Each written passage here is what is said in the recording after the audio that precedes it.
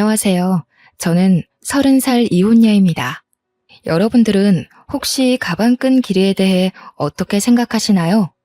다들 인생에 있어서 가방끈 길이가 많은 영향을 미치지 않았나요? 저는 대학생 때 임신해서 어린 나이에 결혼하고 결혼 생활 내내 학식 교양을 넘치도록 좋아하는 시어머니에게 미치도록 시달렸어요. 하지만 인생사 세옹지마라 할까요? 사랑하는 아이가 있었기에 저는 다시 일어설 수 있었답니다. 결혼에는 한 번 실패했지만 인생에는 실패하지 않은 제 이야기를 꼭 들려드리고 싶습니다. 제가 대학교 1학년 때 2년 선배였던 남편을 만났어요. 남편은 듬직하고 자상하고 유머 감각도 있어서 후배들에게 인기가 많았고 저는 짝사랑하는 처지였어요. 남편이 제 첫사랑이었죠. 그냥 아는 사이로만 지내면서 고백도 못하고 눈치만 살피고 있었어요. 당시 저희 집은 2층 집에 살면서 1층에는 작은 식당을 하고 있었어요. 부자는 아니었지만 동네에서 그래도 입소문이 나 있었어요.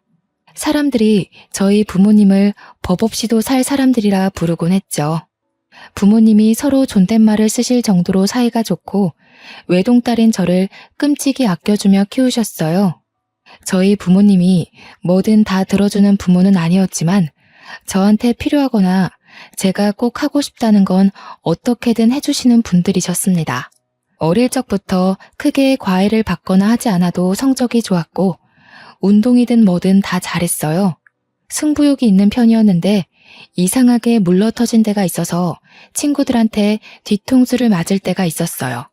저희 아빠를 닮은 거였어요. 저희 아빠는 예전부터 사람이 무르다는 소리를 종종 들었는데 저도 아빠의 그런 성격을 물려받아서 싫은 소리를 잘 못했어요.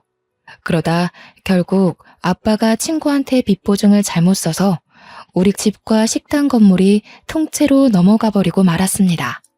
평생에 걸쳐서 마련한 재산을 홀랑 날려버린 거였어요. 저희 가족은 하루아침에 길바닥에 나앉는 신세가 됐습니다. 빚 도촉장들로 가득 찬 지하방에서 나와 학교로 가는 심정은 처참했어요. 엄마는 남의 집 일을 하며 마음고생을 하느라 하루가 다르게 얼굴이 상하고 손이 거칠어지는 게 보일 정도였고 아빠는 집에 잘 들어오질 않아 만날 수도 없었습니다. 여태껏 열심히 살아온 두 분이 스스로에 대한 믿음을 잃고 모든 걸 포기할까봐 그게 제일 무서웠던 것 같아요. 친구들은 축제다 뭐다 밝고 행복하기만 한데 제 주위에만 회색 구름이 짙게 드리워 있는 것 같았어요. 수업에도 집중이 안 되고 내가 지금 뭘 하고 있는 건가, 뭘 해야 하는 건가 생각만 들더군요. 그러다가 어느 날은 학생회관 앞 자판기 앞에서 저도 모르게 쪼그리고 앉아서 무릎에 얼굴을 묻고 있었어요. 그때 누가 제 이름을 부르더군요. 고개를 들어보니 제가 좋아하던 선배가 거기 있었어요. 여기서 뭐 하냐면서 저를 벤치로 데리고 가서 따뜻한 코코아를 뽑아줬어요. 그리고 제 얘기를 들어줬습니다. 그때까지 누구한테도 힘든 내색을 하지 못했던 저는 쏟아내는 슬픔과 걱정, 억울함, 불안한 미래에 대한 막막함 같은 것들을 털어놨어요. 선배는 제 얘기를 가만히 들어주고 제 등을 토닥여 주더라고요. 그날 마셨던 코코아 맛이 오래도록 생각날 정도로 그날은 제 인생에서 가장 따뜻한 날 중 하나였어요. 그날부터 선배는 제가 밥을 먹었는지 또 혼자 축 처져 있진 않은지 저를 살피고 살뜰하게 챙겨주기 시작했습니다. 또 사주고 과제도 챙길 수 있게 물어봐주고 과 모임에서 소외되지 않게 꼭 저를 챙겼어요. 나중에 보니까 남편은 그렇게 누가 됐든지 간에 다른 사람이 힘들어하는 걸 그냥 지나치지 못하는 성격이었더라고요. 이럴 때일수록 더 열심히 먹고 열심히 놀고 열심히 공부해야 하는 거야. 알겠지? 저는 남편이 그럴 때마다 고맙다는 말도 제대로 못하고 괜한 입술만 달싹이곤 했어요. 과 모임에서 술을 많이 마신 날 저를 집 앞까지 데려다준 선배의 팔을 붙잡으며 가지 말라고 했어요. 선배랑 떨어지기 싫다고요. 결국 우린 연인이 됐습니다. 저는 선배 없이는 하루도 살 수 없는 사람이 되고 말았어요. 뭐든 선배가 챙겨주다 보니 선배가 없으면 사는 게 사는 것 같지 않을 정도였어요. 너무 많이 기대서였을까요? 사귄 지 1년 만인 2학년 가을에 임신을 했다는 걸 알게 됐습니다. 생리가 늦어지는 줄도 모르고 있다가 알게 됐을 땐 이미 3달이 넘어 있었어요. 망연자실했죠. 도무지 어떻게 해야 할지 알 수가 없었어요. 남편도 아직 졸업하려면 한참 남았고 저희 집에서는 아무런 지원도 받을 수 없는 상황이었죠. 저는 어쩔 수 없이 학교를 쉬어야 했지만 남편이라도 하루라도 빨리 취직할 수 있게 준비하는 게 낫다고 판단했어요. 저희는 부랴부랴 혼인신고만 하고 결혼식은 조촐한 식사로 대신한 다음 시댁으로 들어갔어요. 당시 시댁은 24시간 국밥집을 하고 있었어요. 시댁은 처음부터 저를 안 좋아했어요. 특히 시어머니는 면전에 대고 막말을 하는데 보통 독한 사람이 아니더군요. 첫날부터 단단히 잘못 걸렸다는 촉이 오고 머릿속에 비상벨이 왱왱 울리는 느낌이었습니다. 하지만 어쩌겠습니까? 이미 아이가 생겨버렸는데요. 결혼을 해버렸는데요. 시어머니는 대놓고 저에게 우리 아들은 대기업에 들어가 앞길이 탄탄대로일 텐데 너 때문에 내 금쪽 같은 아들 발목이 잡혔다라고 했어요. 제가 공부를 못 마친 걸 가방끈이 짧다고 표현하며 툭하면 구박하기가 일쑤였죠. 학식 있고 교양 있는 것에 대한 로망이 있는지 툭하면 자기네 집안은 훨씬 더 좋은 집안의 교양 있는 며느리를 얻을 수 있었다고 했어요. 제가 없는 데서도 툭하면 제 흉을 봤어요. 시아버지나 친척들에게 베어먹지도 못한 애가 우리 집안에 맨몸으로 오다니 이게 무슨 날벼락이냐고 하소연하는 걸 여러 번 들었죠. 저는 아들을 낳자마자 산후조리도 제대로 못하고 시부모네 식당을 도와줘야 했어요.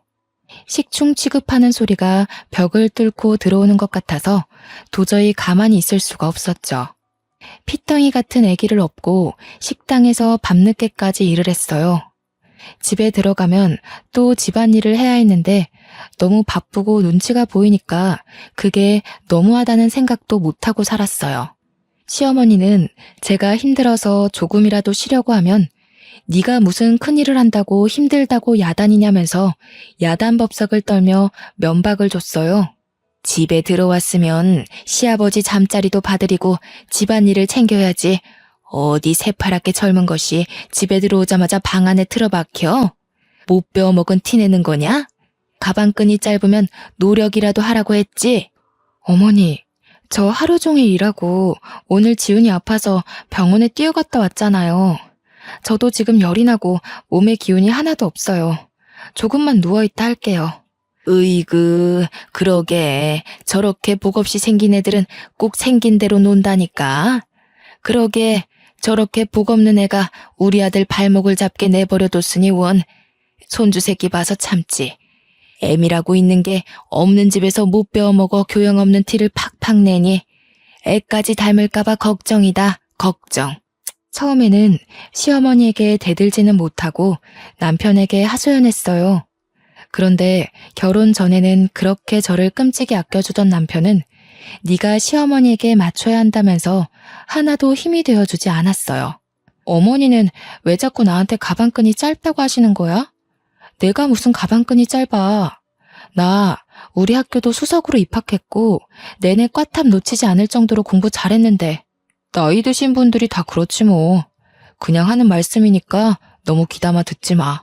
어머니가 예전부터 나를 좋은 집안에 장가 보내고 싶어 해서 그래. 어릴 때부터 노래를 불렀다고. 우리 결혼할 때 너네 집에서 아무 지원도 못 받은 건 사실이잖아. 조금만 참으면 어머니도 다 이해하실 거야. 처음부터 끝까지 참고만 있잖아. 언제까지 저렇게 막말하시는 걸 참아야 해? 우리 어머니 그렇게 나쁜 분 아니야. 두 아들 키우느라고 얼마나 애를 쓰셨는데. 네가 우리 집에 들어와서 그거 하나 이해 못 해줘? 가진 거 없이 결혼한 우리 탓이라고 생각해야지 뭐. 애를 나 혼자 만든 건 아니고 내가 학교도 못 마치고 결혼한 게 내 탓만은 아니잖아. 아기 가지고 결혼한 게 무슨 죽을 죄 지은 것도 아닌데 어머니는 무슨 나를 죄인 취급하시려는 것 같아. 아, 그러니까 조금만 참아보라니까. 예전에는 그렇게 따지는 성격 아니었잖아. 어른들 하시는 말에 왜 그렇게 말이 많아? 나 취직 준비하느라 스트레스 많이 받는 거 몰라? 취직 준비한다고 늦게 들어와서 식당 일도 안 도와주고 애도 하나도 안 보잖아. 아까 말했듯이 애를 나 혼자 만든 것도 아닌데 내가 왜 전부 다 뒤집어 써야 하는데? 뒤집어 씌운다니 무슨 말을 그렇게 해? 얘가 진짜 갈수록 말 조심해. 내가 나 혼자 편하자고 이 고생하는 거야? 다 너랑 우리 지훈이 데리고 잘 살아보려 그러는 거잖아. 안 그래도 힘든데 왜 너까지 찡찡거려? 취업 준비 때문에 힘들어 죽겠는데 여기서 뭘 어떻게 하라는 거야? 그래도 그때까지는 남편을 사랑했기 때문에 어떻게든 이해해보려고 했어요. 자기 어머니를 끔찍이 생각하는 효자라서 고생하는 어머니 심기를 거스르지 않으려 한다고 알아서 남편을 헤아려주고 노력했죠. 생각해보면 정말 바보 같은 짓이었어요. 나중에 알고 보니까 제 힘든 건 귓등으로 듣던 남편은 취업 스터디 모임에서 여기저기 온갖 오지랖을 부리고 있었더라고요. 힘든 애들 고민 상담해준답시고 돌아다니고 발벗고 뛰어다니며 해결사 노릇을 하고 있었죠. 저는 과 친구들과 연락이 다 끊겨서 몰랐다가 나중에야 그 사실을 알게 됐어요. 그래도 밖에서 이 사람 저 사람 비위 맞춰주고 다닌 보람이 있었는지 남편은 진짜로 대기업에 취직을 했어요. 제 동기들이 취직 준비를 하고 좋은 데 취직하는 동안 저는 뒤처지는 느낌을 받곤 했어요. 동기들이 좋은 데 놀러가서 찍은 사진을 SNS에 올린 걸 보면 어쩐지 마음 한구석이 휑해지는 느낌을 받곤 했죠. 점점 사회인으로서 제자리를 찾아가는 동기들에 비해 제 모습이 초라해서 동기들이 연락해도 잘 받지 못했어요. 그래도 아이 키우는 재미가 있었고 예쁜 아이가 있다는 것에 만족하려 했어요. 아이가 말을 하고 걷고 하루가 다르게 자라는 걸 보면 또 하루를 살아낼 힘이 생기곤 했습니다. 지금 생각하면 저는 어릴 때부터 커리어 우먼이 꿈이었는데 왜 그런 소박한 현실에 만족하고 구박대기 노릇을 감내했는지 알 수가 없어요. 상황에 적응하는 것도 좋지만 자기 가치를 스스로 낮추는 행동을 하면 안 된다는 걸 지금은 깨닫게 됐습니다. 그러다 애가 3살이 되던 해에 남편 형이 뒤늦게 결혼한다고 신부감을 데려왔어요. 그 집은 큰아들을 어떻게든 판검사 만들려고 애를 써왔더군요. 사자 들어가는 걸 워낙 좋아하는 집이니까요. 아주버님은 사법고시 폐지되고 로스쿨 준비로 몇 년을 또 허송세월하다가 30이 훌쩍 넘겼죠. 그래도 연줄이 있어서 30 중반에 대형 로펌 경영지원실에 취직을 했어요. 무슨 재주가 있었는지 결혼하겠다고 데려온 여자가 대학 교수라는 거였어요. 듣고 보니 교수는 아니고 어느 지방 대학 강사였죠. 그래도 젊은 여자가 박사학위까지 있는 데다 대학에서 강의까지 한다니 교양 학식 좋아하는 시어머니 입이 다 찢어졌습니다. 며느리가 될 사람 직업뿐 아니라 집안도 금융정보회사를 소유하고 있는 엄청난 부자라고 그렇게 좋아하는 거였죠. 예비 형님이 강의한다는 대학이나 그 집안이 운영한다는 금융회사나 저는 들어본 적도 없는 데였지만 그게 무슨 상관이겠습니까? 그렇게 돈돈거리는 집안이니 아주버님이 그런 집안 여자랑 결혼하는 게 어떻게 보면 당연한 일이었죠. 그 집안은 처음부터 돈을 아주 물쓰듯 쓰더군요. 한 번은 형님이 그냥 우리 집에 다녀왔는데 시어머니가 지나가는 말로 김치 냉장고가 오래됐다고 한 적이 있어요. 그랬더니 다음 날로 새 김치 냉장고가 배달되는 게 아니겠어요? 부자는 다르긴 다르구나 하면서도 참 씁쓸하더라고요. 그놈의 돈이 뭔지. 시어머니는 대놓고 큰 며느리만 보면 뭐가 필요하다, 뭘 새로 사야 한다고 늘어놓았어요. 그리고 큰 며느리의 씀씀이에 비교해 저를 더욱 가차없이 깎아내렸습니다. 역시 대학에서 강의하는 사람은 다르다니까. 우리 큰 며느리는 하고 다니는 것부터 말투까지 어쩜 저렇게 귀티가 나는지. 이번에 큰애가 바꿔준 소파가 이게 글쎄 이태리제 가죽이래요. 우리 큰아들이 판검사는 못 됐어도 와이프 복은 있지 뭐냐. 내가 큰며느리만 보면 콧노래가 절로 나온다니까. 어머니 얼굴이 요즘 활짝 피셨네요. 그에 비해 작은 아들은 에휴, 도대체 좋은 대학 보내서 좋은 데 취직시키면 뭐하냐? 저런 여자랑 사는데. 죽 써서 개 줬지 뭐. 너 이태리제 가죽 만져봤어? 네 형님 덕에 여기 앉아볼 수 있는 걸 행운으로 생각해라. 저는 거기 앉을 시간도 없어요. 큰애는 이렇게 집안에 도움이 되는데 너는 도대체가 집에서 하는 게 뭐냐? 시집 올 때 땡전 한 푼 없이 왔으면서 제대로 하는 것도 하나도 없고 가방끈이 짧아서 그런가 염치 없는 것도 집안 내력인지. 애 키우는 게 힘들잖아요. 동서도 열심히 하는데 너무 그러지 마세요. 애 키우는 게 무슨 유세 부릴 일이야? 지가 열심히 하는 게 뭐가 있어. 요리를 잘해? 그렇다고 돈을 잘 벌어와. 아니면 뭐 교양이 있어서 애를 영재로 키워? 그러면서 맨날 힘들다. 우리 때는 애 키우면서 밭도 갈고 집안 어른들까지 모셨어. 엄살 부리지 말라 이거야. 그게 다 가방끈 짧은 티를 내는 거라니까. 어머니, 제가 무슨 가방끈이 짧다 그러세요. 오빠랑 똑같은 대학에 제가 성적도 훨씬 더 잘 나왔는데. 성적 잘 나오면 뭐해? 네가 지금 그 잘난 성적 가지고 할 수 있는 게 뭐가 있어?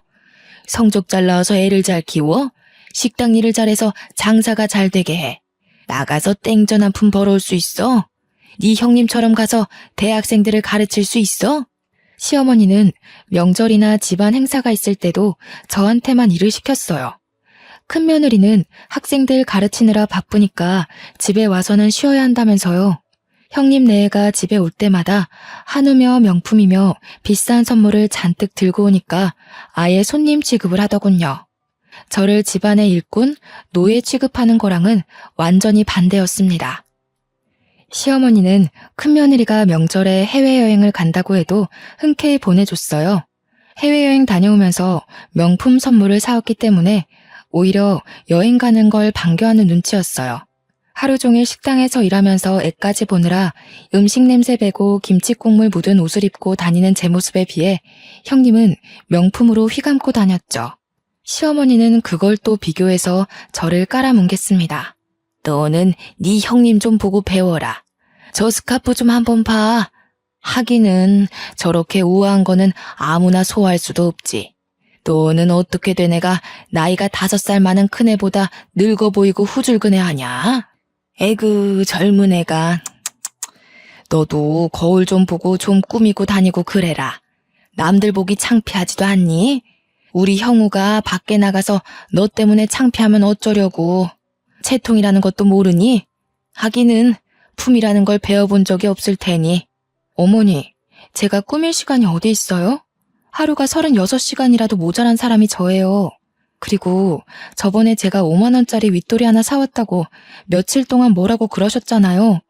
옷도 못 사고 미용실 갈 시간조차 없는데 제가 무슨 재주로 꾸미고 다녀요. 저라고 뭐 안 꾸미고 싶어서 안 꾸미는 줄 아세요? 친구들 예쁘게 하고 좋은데 놀러 가는 거 보면 저라고 안 부러운 줄 아세요? 저 말하는 꼬락서니 하고는 어디다 대고 버르장머리 없이 말대답이야? 한시라도 못 배운 티를 안 내면 곧불이 나지. 그럴 때마다 분통이 터져서 견딜 수가 없었고 마음 같아선 다 뒤집어 엎고 싶었지만 어린 아들에게 안 좋은 영향이 갈 것 같아 매번 끝까지 가지는 못했어요. 결혼할 때 아무것도 못 들고 온 내 죄다 하고 생각하려고 했죠. 지금 생각하면 제가 참 순진하고 바보 같았죠.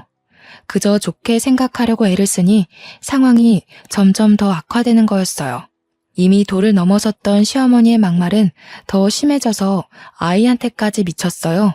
전부터도 툭하면 애가 지엄마 닮아서 못났다는 말을 하더니 애가 4살이 되면서부터는 대놓고 애한테 핀잔을 주더군요.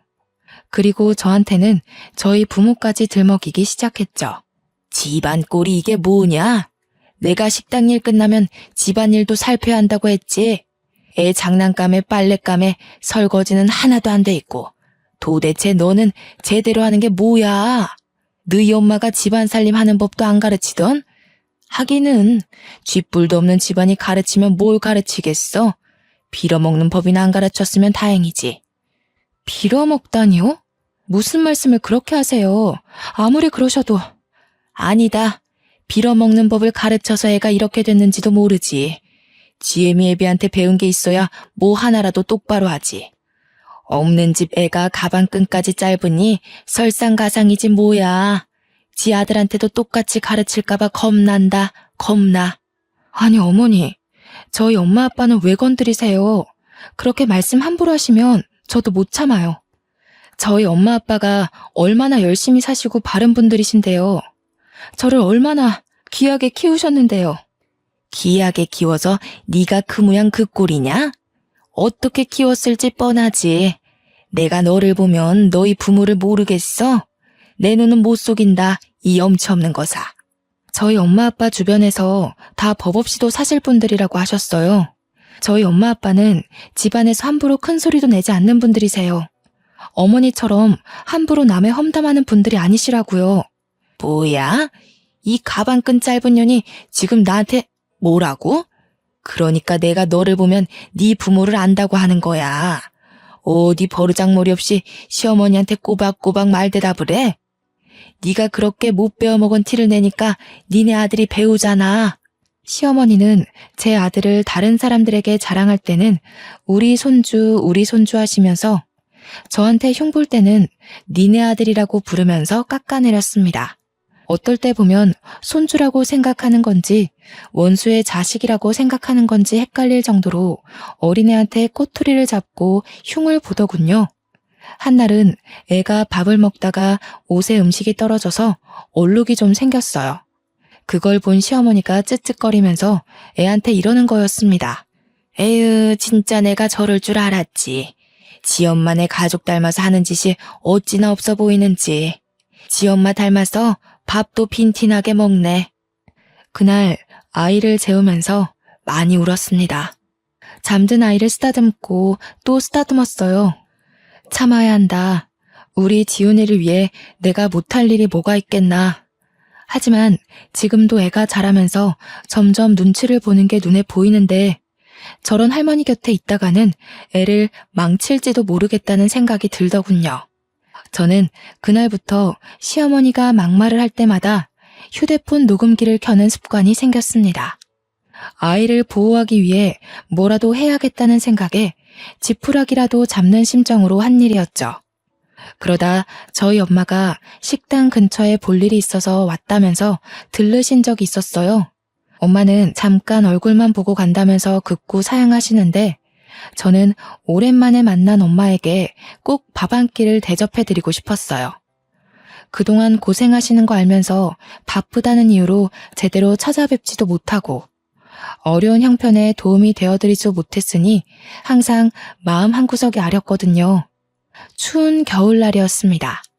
엄마는 호박 시루떡을 보자기에 잘 싸서 가지고 왔어요. 제가 어릴 때부터 좋아하던 음식이었죠. 그런데 떡을 받아든 시어머니의 눈치가 영 떨떠름했습니다. 무슨 잡상인이나 불청객이라도 온 것처럼 저희 엄마를 위아래로 훑어보는 게 아니겠어요? 시어머니의 태도에 기분이 상했지만 엄마 앞에서 분위기를 망치고 싶지 않았던 저는 애써 즐거운 척하며 엄마를 식당 구석으로 데려갔습니다. 추운데 왜 자꾸 그냥 간다고 그러세요? 여기 앉아서 몸 좀 녹이고 조금만 계세요. 여기 설렁탕 맛있어요. 제가 금방 가져다 드릴게요. 혜인이 너는 밥 먹었니? 그렇게 아니다. 바쁜데 왜 엄마까지 챙기느라 고생할까봐 그러지. 나는 그냥 너랑 지훈이 얼굴만 보고 가면 되는데.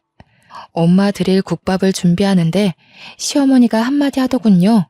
에휴, 사돈댁에 오면서 이런 걸 선물이라고 가져오는 수준하고는 참나 어이가 없다 어이가 없어. 큰애처럼 명품까지는 바라지도 않아. 교양이라고는 눈을 씻고 찾아봐도 찾아볼 수가 없구먼. 가방끈 짧은 애를 남의 집 귀한 아들한테 맨몸으로 보내놓고 미안하지도 않나?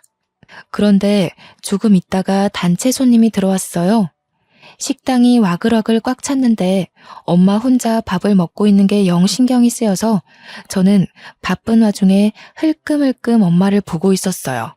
그때 시어머니가 엄마가 앉아있는 자리 바로 옆 테이블 위에 행주를 철푸덕 소리가 나게 던지더군요. 탁탁 소리가 나게 수저통도 닫고 의자도 정리하며 밥 먹는 엄마가 눈치를 보게 했습니다. 손님들이 더 올 텐데 자리가 없어서 어떡하냐면서 말이죠. 그러더니 카운터 쪽으로 오면서 이러는 거였습니다. 아휴, 못 배운 집안이라 그런가 밥 먹는 것도 눈치코치 없이 먹네. 피꺼소시란 말 아시죠?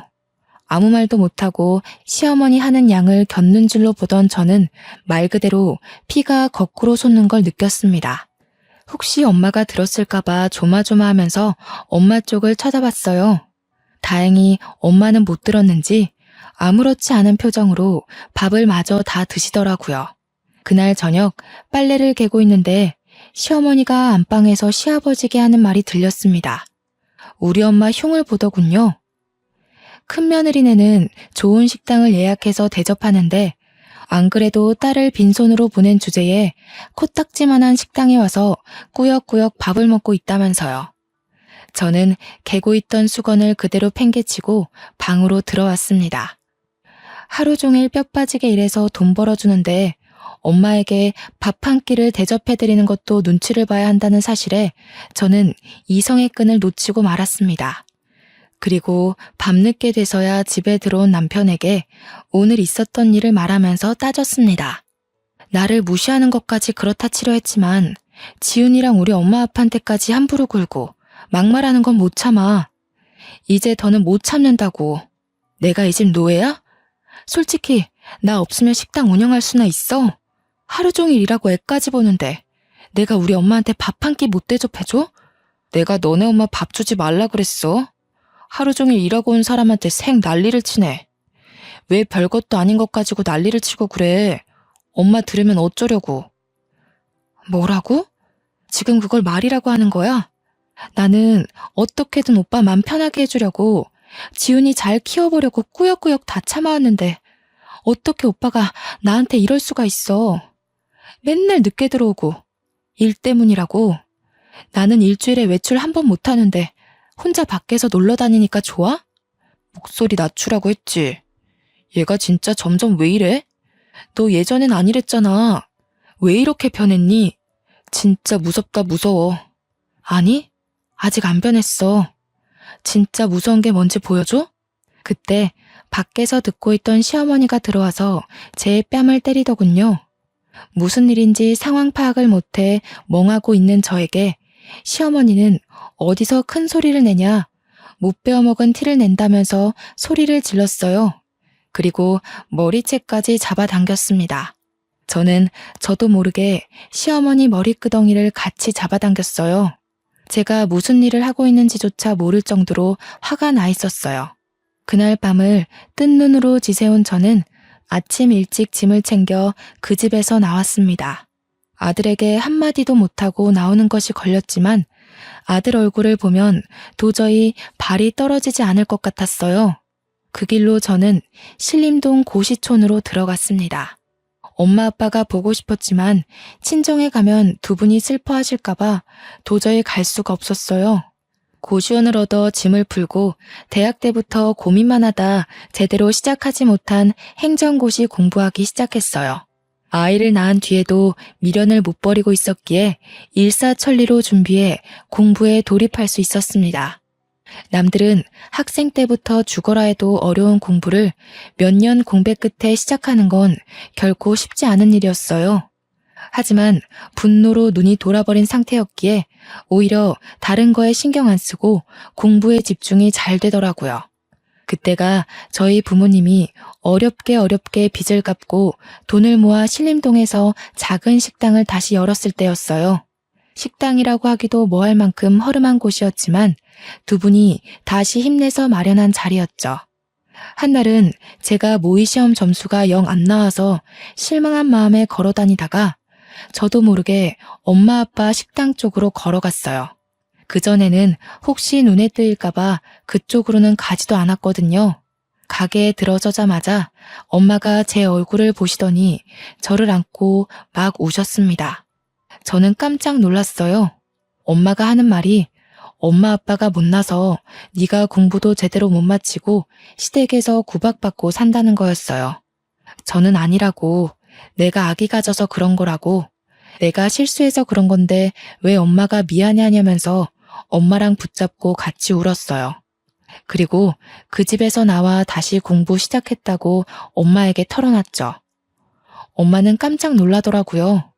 그래도 그 집으로 다시 들어가라는 말은 절대 안 하셔요. 그날 저녁 고시원에 들어왔는데 아빠로부터 문자가 와 있었어요. 아빠가 미안한 게 참 많다고, 네 공부는 무슨 수를 써서라도 지원해 줄 테니까 아무 걱정하지 말고 공부에만 집중하라는 거였죠.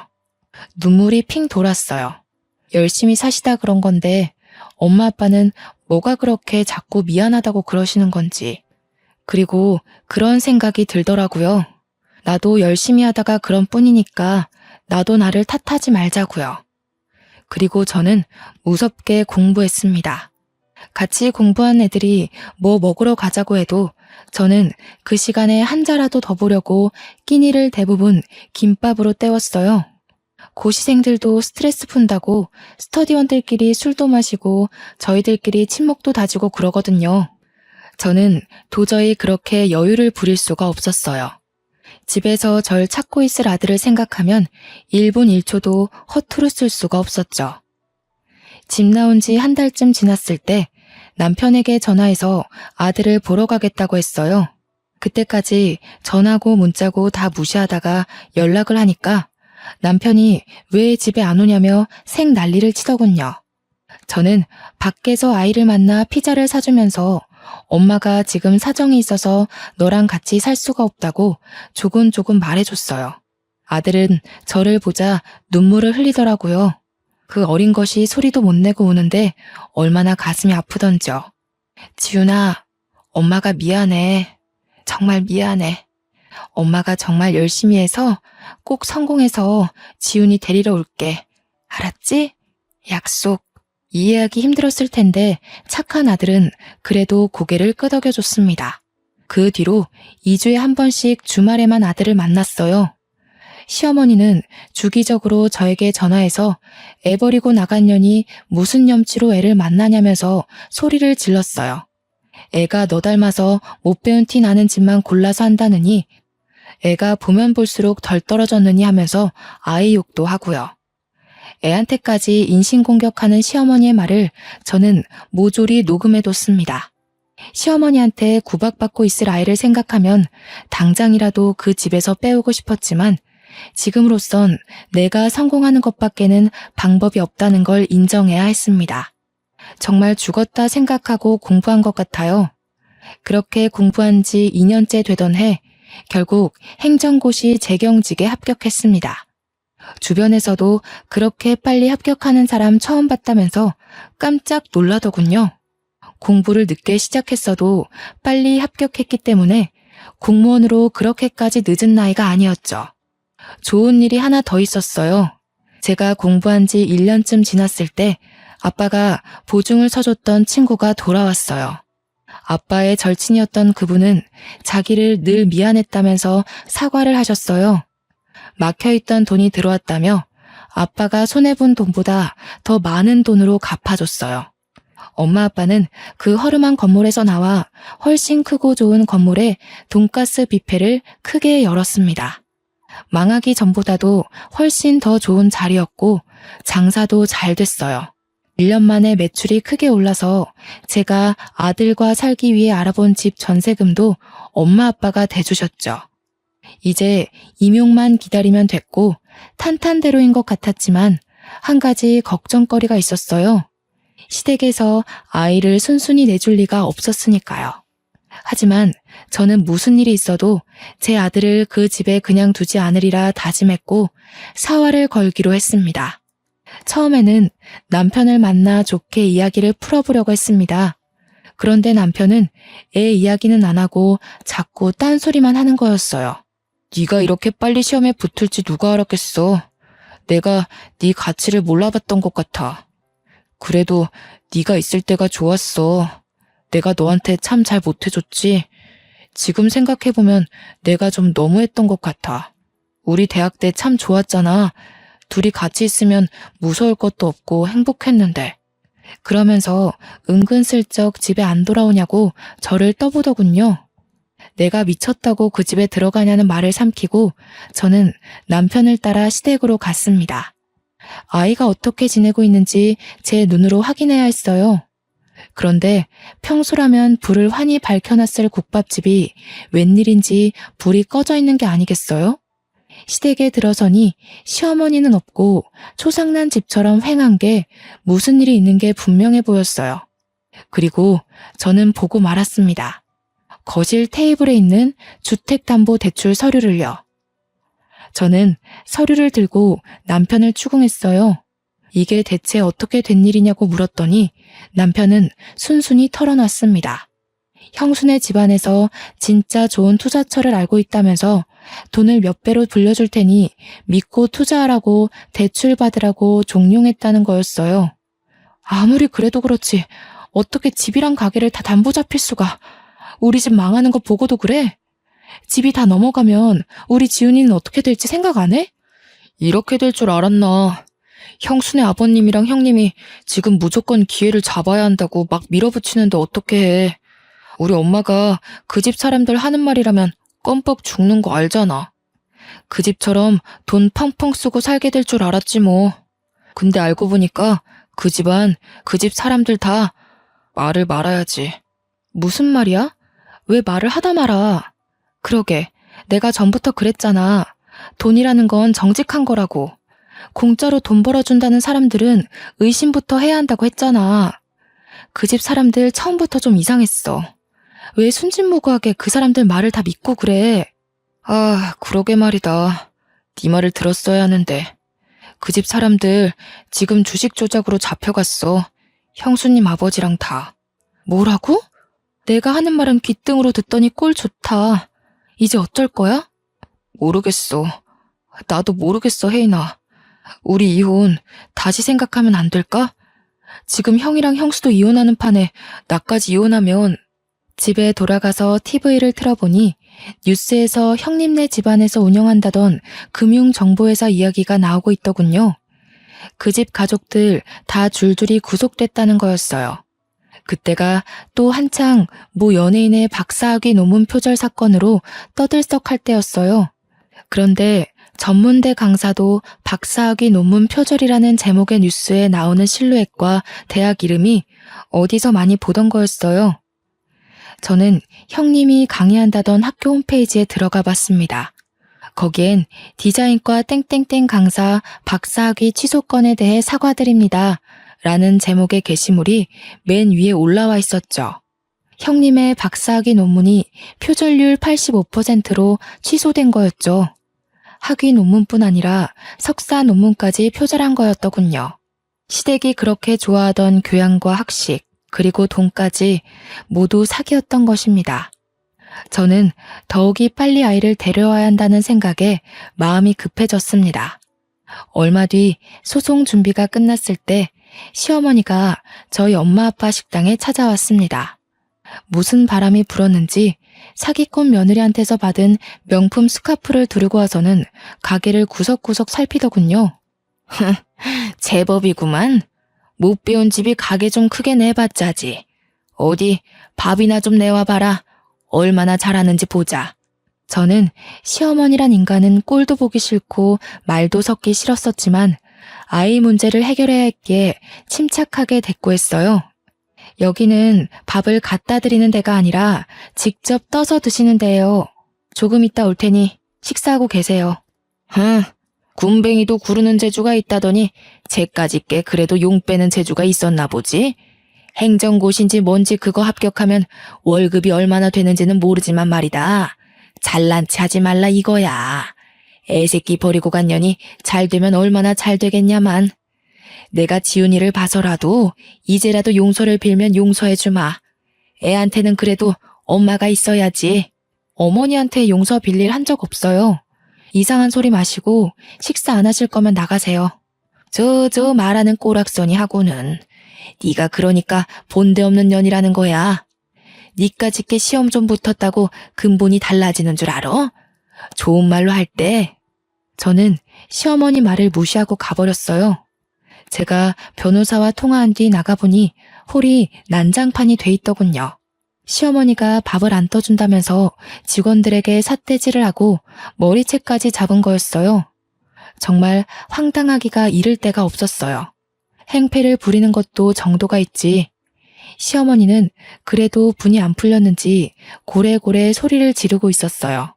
손님들은 물론 주방 직원들까지 나와서 미친 여자가 하는 꼴을 구경하고 있었죠. 아니, 어디서 서빙이나 하는 것들이. 밥을 가져오라면 가져올 것이지. 내가 너같이 천한 것들한테까지 무시당할 줄 알아?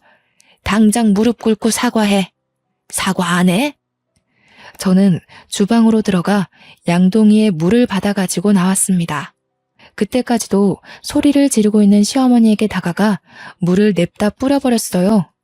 시어머니는 물에 빠진 생쥐꼴이 되어서도 악을 바락바락 쓰는데 진짜 악기가 따로 없더군요. 가방끈 짧은 년이 내 아들한테 들러붙을 때부터 알아봤어야 했어. 우리 집안 말아먹은 것까지 모자라서 나를 무시해? 어휴 분해. 내가 오늘 이 집안 아장 내버리지 그냥 갈 줄 알아? 교양 그렇게 좋아하시더니 사기꾼 집안한테 당하고도 아직도 정신 못 차리셨어요? 어디서 뺨 맞고 여기 와서 화풀이세요. 사과는 어머니가 저희 직원들한테 하셔야죠. 진짜 교양 없이 왜 이러세요? 그리고 제가 여태 알면서도 가만히 있었는데 가방끈 짧은 건 어머니 아니에요? 중학교 때 퇴학당해서 초졸이시라면서요. 학벌 콤플렉스 때문에 교양 하시는 걸 알겠는데 사기꾼은 조심하셔야죠. 뭐야? 인연이 시어머니가 저한테 달려들어 머리채를 잡으려 할 때 저희 아빠가 중간에 끼어 시어머니를 밀쳐버렸어요. 이 여자가 진짜 미쳤나? 남의 집 귀한 딸한테 감히 뭐가 어쩌고 어째? 어디서 무식하게 남의 집 영업장에서 소리를 지르고 남의 귀한 식구들한테 행패를 부려? 우리는 직원들도 다 우리 식구들이야. 이러고도 무사할 줄 알아? 당장 꺼져. 꺼지지 못해? 영업방해로 손해본 거 다 청구할 줄 알아. 그리고는 경찰이 와서 시어머니를 끌어냈습니다. 저는 더 이상 시댁 식구들과 말로 해결하려 해서는 안 된다는 걸 깨달았어요.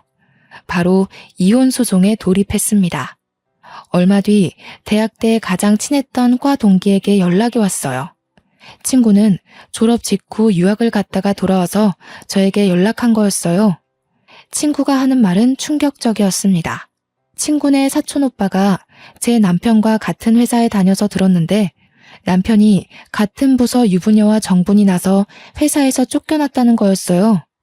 그 여자 남편이 회사에 찾아와서 난동을 부리는 바람에 임원 회의까지 소집되고 결국 회사에서 권고사직 시키기로 했다는 거였습니다. 들어보니 남편은 또 고민 상담 해준답시고 그 여자와 가까워졌다는군요. 이렇게 오지랖을 넓게 쓰더니 결국 제 발등을 찍은 거였죠. 이제는 화도 안 나더라고요. 솔직히 속이 시원했습니다. 시어머니가 저를 그렇게 괴롭히고 하대해도 강 건너 불구경이더니 꼴 좋다는 생각만 들고요. 그 뒤로 어떻게 됐냐고요? 시간이 걸리기는 했지만 소송을 통해 양육권을 가져왔습니다. 남편이 직업이 없는 데다 시어머니가 애를 정서적으로 학대한 정황이 명확했기 때문에 어렵지 않게 양육권을 가져올 수 있었어요. 그 인간이 빈털털이라 양육비는 얼마 못 받았지만 제가 그 집 식당에서 하루 종일 일하며 재산 증식에 도움 준 것이 인정돼 위자료도 1억 가까이 받게 됐어요. 시댁이 돈을 잃은 건 제 탓이 아니니까요. 시댁 식구들은 남편은 물론 시아버지까지 저에게 전화해서 회유도 하고 화도 내며 돌아오라고 매달렸습니다. 제가 미쳤습니까? 콧방귀도 끼지 않았죠. 고생 끝에 낙이 온다는 게 이런 걸까요? 이제는 아들과 함께 알콩달콩 행복할 일만 남은 것 같습니다. 사랑이라 생각했던 게 저를 배신했고 결혼 생활은 저를 밑바닥으로 끌어내렸지만 저는 힘든 시간들을 통해 깨달음이라는 훨씬 더 큰 선물을 받았거든요. 지금까지 제 이야기를 들어주셔서 감사합니다. 마지막으로 여러분도 인생에 시련이 온다면 거기가 끝이라 생각하지 마시고 한 번 더 도전하셨으면 좋겠다는 말을 꼭 하고 싶어요. 시련이지 실패가 아니라는 말도 있잖아요. 추운 날씨에 감기 조심하시고 우리 인생 파이팅입니다.